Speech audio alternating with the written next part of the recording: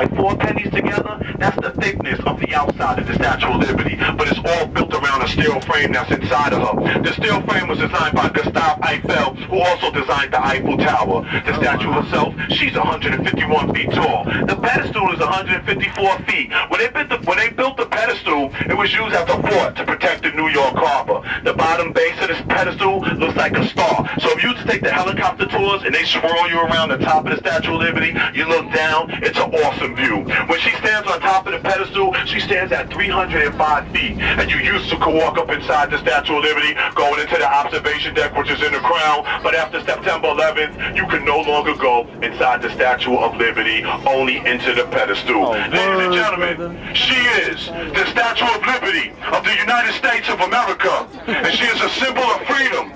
Freedom of speech, freedom of expression, and freedom of religion for all nations. Word. Let's take some pictures.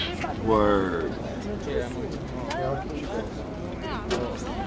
I'm gonna start on this side and I'm gonna work my way around the floor.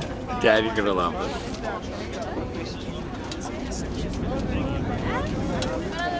Press okay. It's gorge. You got us in the statue? Yeah. Can see him out. Can you stand up? Sir!